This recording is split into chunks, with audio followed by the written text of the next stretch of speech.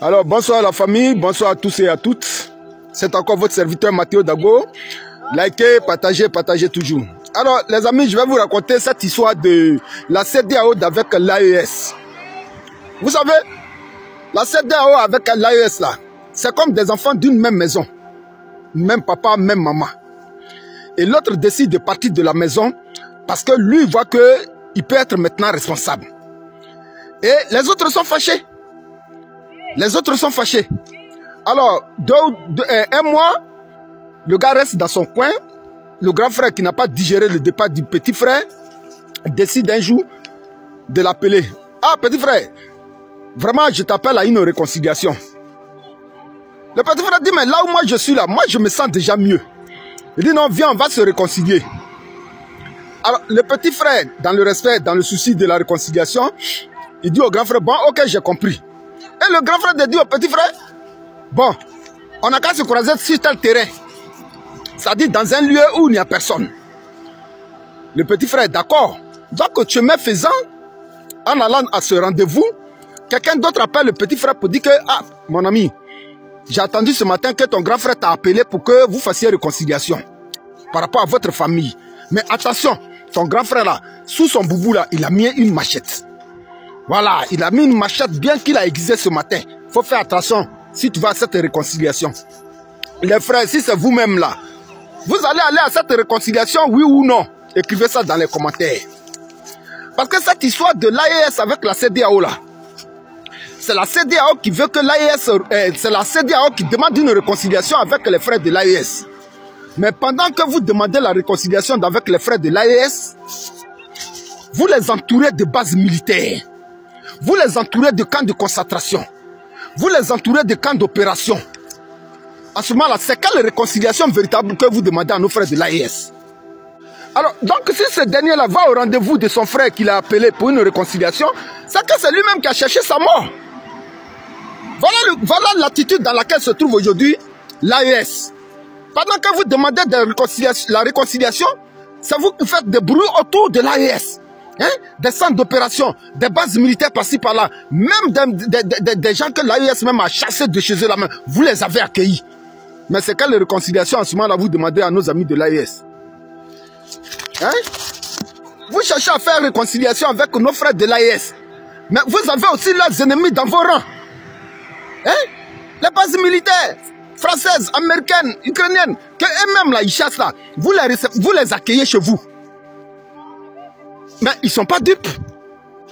C'est pourquoi nous disons à nos chefs d'État africains, qui sont des responsables de cette organisation qu'on appelle la CEDEAO, c'est nous qui vous avons élus.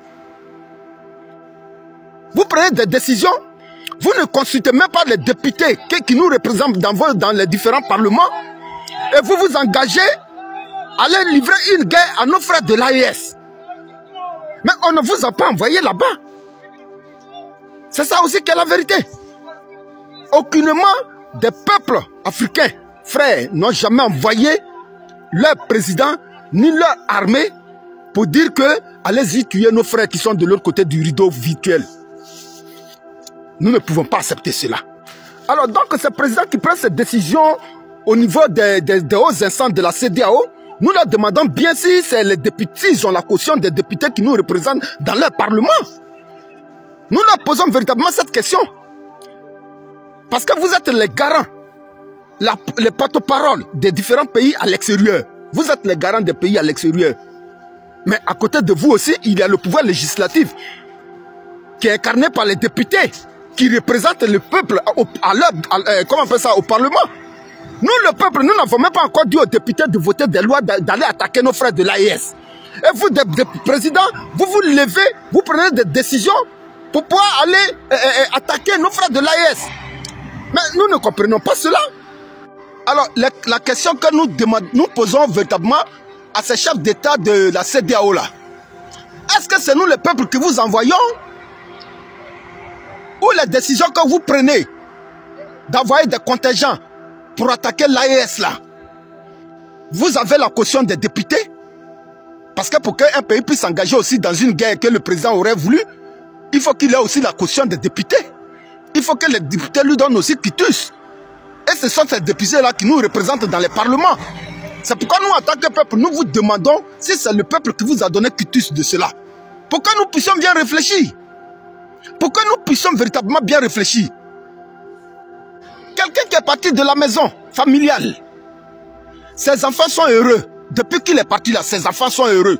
Sa femme même, elle est heureuse. L'AES a quitté la CEDEAO. Les peuples sont contents. Les peuples voient les réalisations. Les peuples applaudissent leurs dirigeants. Les peuples même là acclament leurs leaders dans lesquels ils se reconnaissent aujourd'hui par rapport à hier. Et c'est vous qui vous leviez pour dire que non, comment on appelle ça? Vous voulez forcément les obliger à revenir à la maison. Les femmes sont contents, les enfants sont heureux. Laissez-les vivre leur vie, c'est tout simple là. Ils sont là, ils se battent pour la dignité de leur peuple, pour la souveraineté de leur peuple, pour donner à manger à leur peuple, pour soigner leur peuple, pour comment on appelle ça, pour la sécurité de leur peuple. Et vous n'êtes pas contents. Vous n'êtes pas contents. Et nous, en tant que peuple africain, on assis, on regarde cette organisation-là et on se demande, mais qu'est-ce qui n'a pas marché? Qu'est-ce qui ne va pas? Des peuples qui décident de se prendre en compte, qui décident de diriger leur famille selon leur vision. Nous ne comprenons pas cette CEDEAO-là. Donc, à ces soldats qui sont envoyés par ces chefs d'État africains, qui sont encore des patrons de la CEDEAO-là, sachez une seule chose, votre rôle, c'est de nous surveiller, nous, en tant que population, quand nous sommes attaqués. C'est-à-dire, vous êtes censé vous occuper de notre sécurité. Mais là où on vous envoie là, nous, on ne vous a pas envoyé là-bas. Vous, ces soldats de l'ECOMOG, ces soldats de je ne sais pas quelle mission encore vous incarnez, là où partez là, sachez que nous, population de l'Afrique de l'Ouest, ou l'Afrique entière là, on ne vous a pas envoyé là-bas. On ne vous a même pas envoyé là-bas. Et à ces chefs d'État africains là, nous vous disons aussi que cette guerre que vous voulez livrer à nos frères de l'AES là, on ne vous a pas aussi envoyé là-bas. Les gens, ils sont dans leur coin. Ils ne cherchent pas par de quelqu'un. Ils n'insultent pas quelqu'un. Ils font leur travail correctement pour leur peuple. Et c'est vous qui êtes embrouillés. Et c'est vous, ça énerve. Ça, c'est du jamais vu. Alors, vous, les soldats qui partez faire ce genre de missions-là, mais la moindre des choses, là, vos généraux, là, on sait que ce sont des gens qui ont fait quand même de grandes études. Hein? Ces généraux-là, posez la question aux différents chefs d'État qui vous envoient dans ces missions-là, s'ils ont la caution du peuple, s'ils ont la caution des députés. Mais dans la vie, là, il y a comment on appelle ça, un sage africain qui a dit, quand on t'envoie là, il faut savoir t'envoyer. Il faut savoir t'envoyer. Votre rôle, vous, en tant que soldat, qui partent en mission pour livrer la guerre à nos frères de l'AES, à ces généraux qui sont devant ces troupes, votre rôle, c'est de nous protéger, nous, la population. Votre rôle, c'est de nous protéger, nous, la population, en cas d'agression extérieure. L'AES ne nous a pas agressés, l'AES ne nous cherche pas par là. Ils sont dans leur camp, ils font leur travail comme ils le veulent et leur peuple est heureux. Leur peuple est heureux. Parce que derrière ce mur virtuel que l'Occident a tracé, derrière ce mur, ce rideau-là, il y a nos frères. Il y a nos frères maliens là-bas, il y a nos frères burkinabés là-bas et il y a nos frères nigériens là-bas. Derrière ce rideau-là. Alors si vous voulez nous rendre service véritablement en tant que population ou peuple africain, la seule chose que nous vous demandons, c'est un chef d'État qui vous envoie là. Faites-les asseoir et donnez-leur conseil. Faites asseoir ces chefs d'État-là et donnez-leur conseil. Parce que vous êtes là pour la sécurité de tous les Africains. Vous êtes là pour la sécurité de toute l'Afrique de l'Ouest, dans vos différents pays. Ces chefs d'État-là, faites-leur asseoir. Ou bien, ça dit cette mission-là même, là, quand on t'envoie la main, il faut savoir aussi t'envoyer un soldat. Vous nous faites pleurer, nous, en tant que population africaine, parce que derrière ce rideau virtuel de fer-là, se trouvent nos frères maliens, se trouvent nos frères nigériens et se trouvent nos frères burkinabés. Parce que cette guerre que vous partiez provoquer là, quand il aura rembat de ça, quand il aura retour de ça là, c'est nous la population là. C'est nous la population là qui allons souffrir encore. Qui allons souffrir.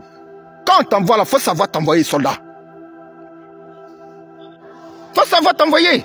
Quand il y a du banditisme au haut niveau de l'État là, c'est vous les soldats là qui devrez prendre vos responsabilités. Et nous en tant que population africaine, peuple africain, nous ne sommes pas d'accord de cette décision. La patrie ou la mort. La patrouille, la mort, nous vaincrons. Merci.